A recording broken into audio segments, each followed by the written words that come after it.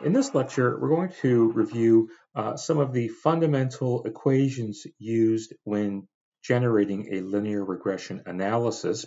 And we pick up here by examining the equations used to calculate the two coefficients, A and B, that are used in the prediction equation of y hat of x is equal to a plus bx. And we start here on the left-hand side of the equation. And so b represented the slope of the linear regression function. And the slope can be positive or negative. The slope on slide number 10 indicates a positive relationship in such that as the x variable increases, the y variable increases in that predictable manner.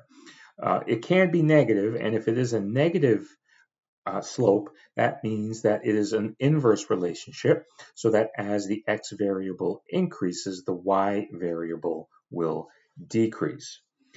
The equation for the other coefficient, the a coefficient, is the y-intercept. And once again, we start out here by revisiting the definition of the y-intercept, and that's the value of the y variable, the predicted variable, when x equals 0.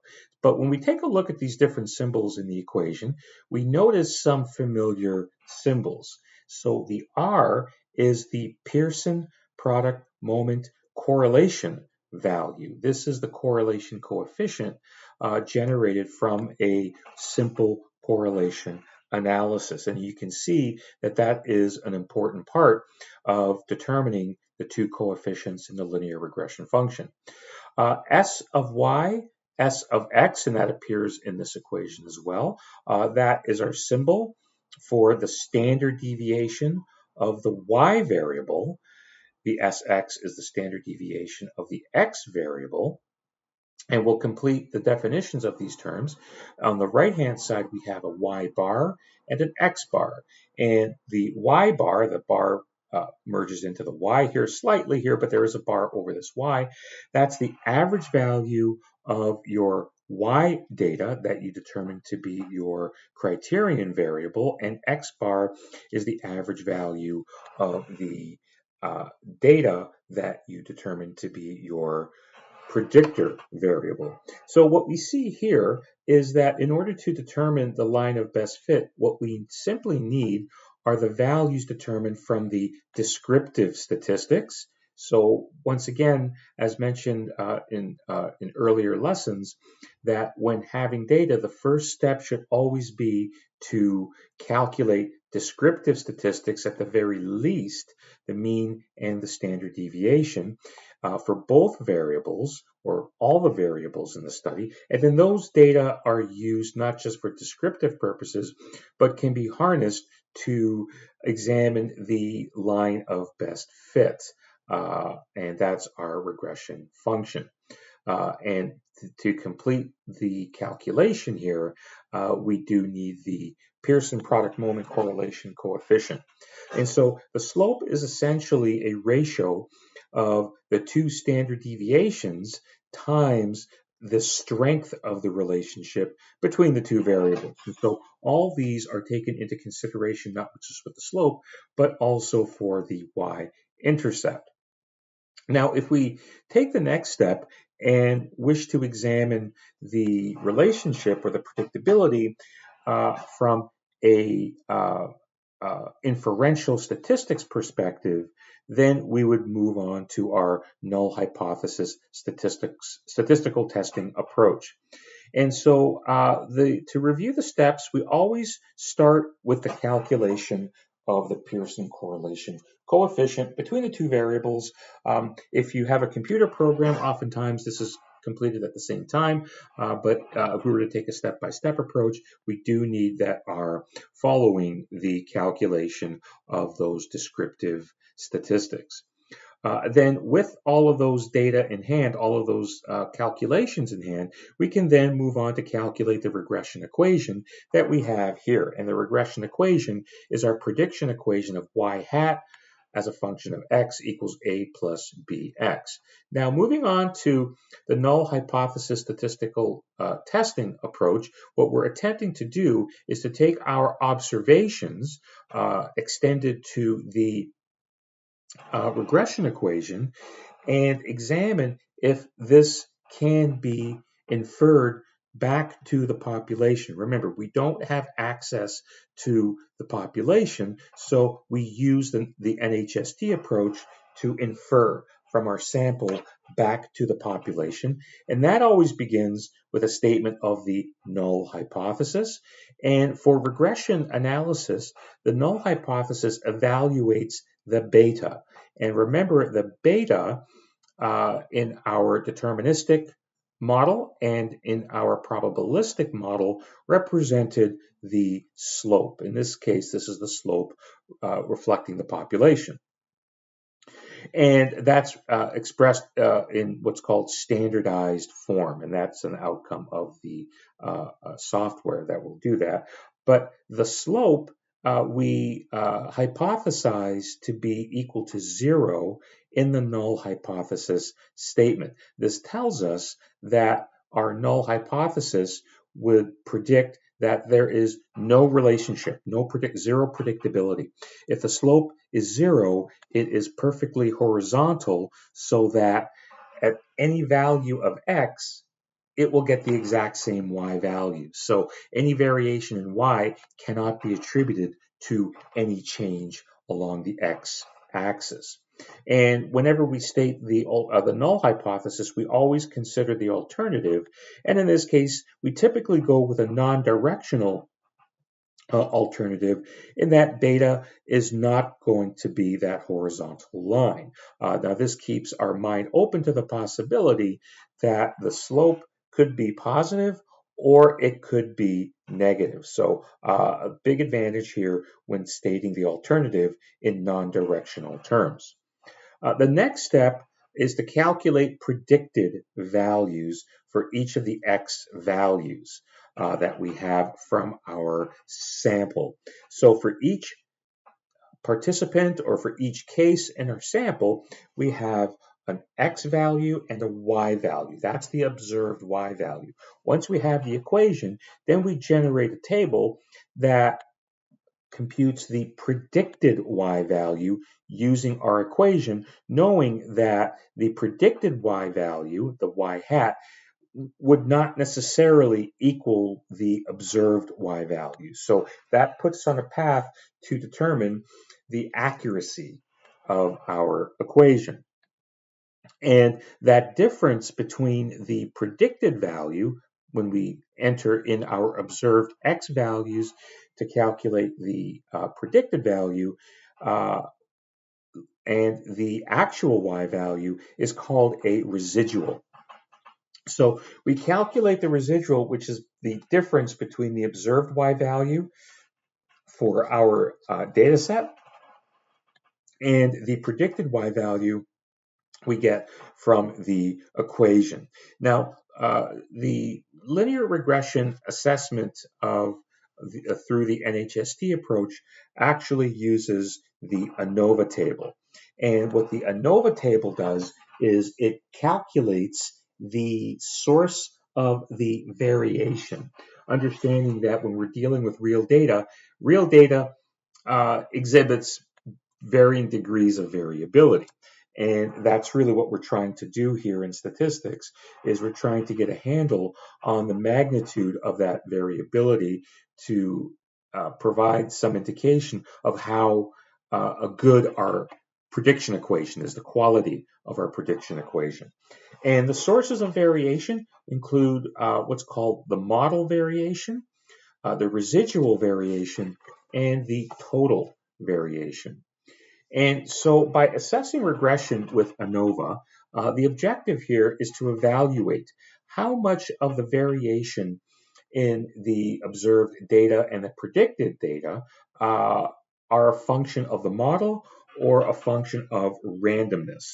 And these are the three foundational calculations in the ANOVA table, that's the basis of assessing the accuracy and the variability of our prediction equation.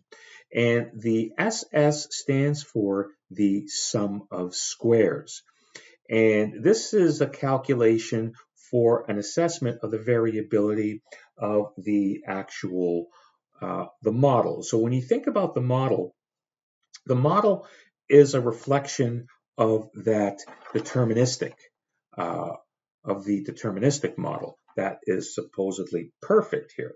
And so to evaluate that, we take each of our data points and we subtract the predicted, or rather we subtract the average value of our observed y values from the predicted value, from each predicted value, and then of each case, and we square it. The squaring eliminates the positives and the negatives.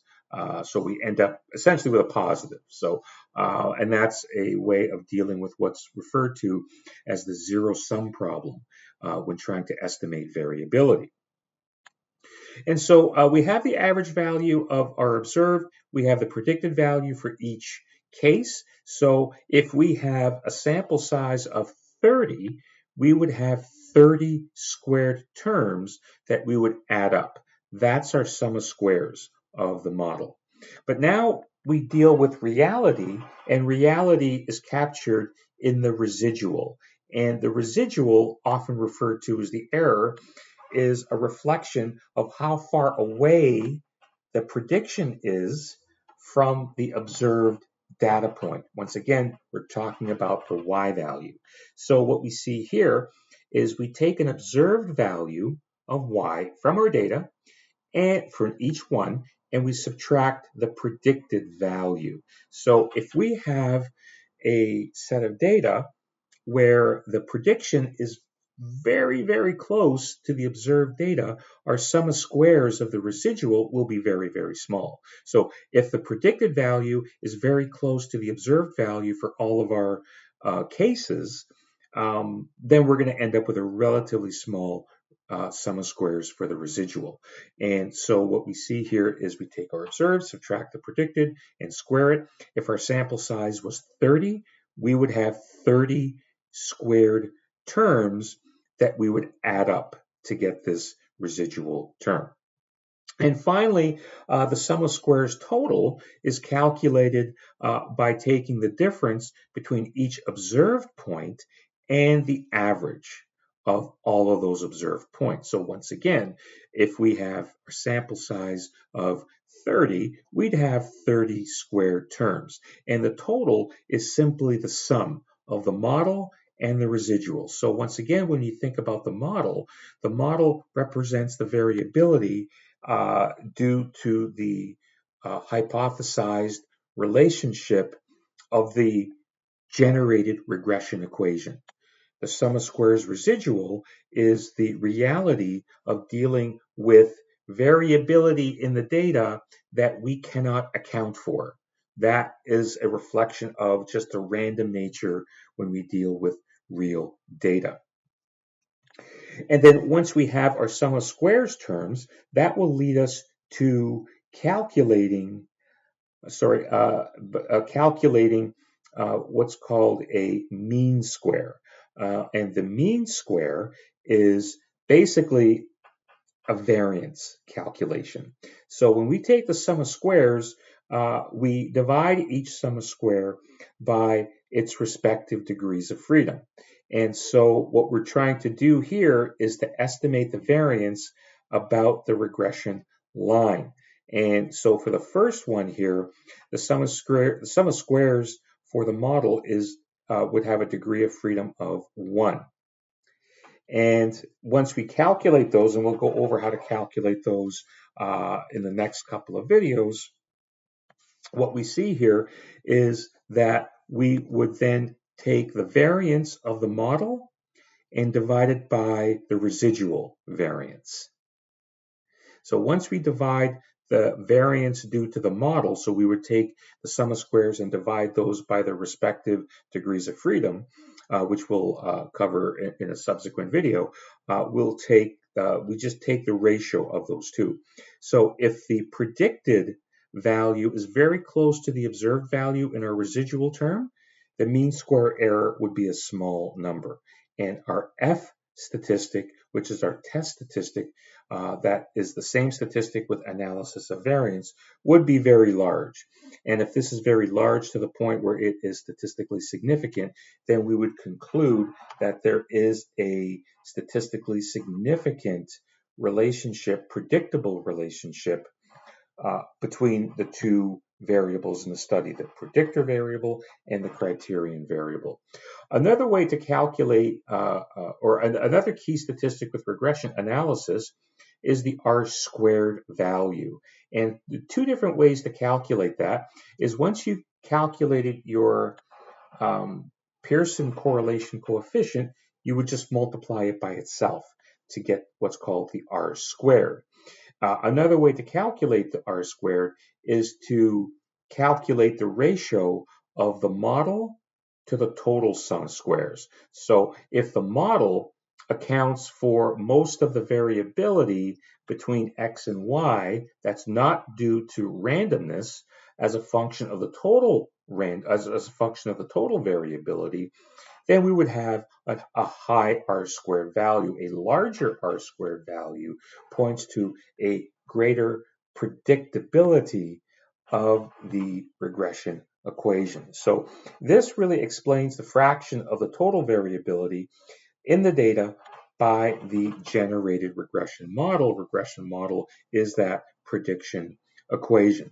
So we're going to end this video here, and the next video we'll get into an actual example with some real data, and examine that ANOVA table to determine that predictability.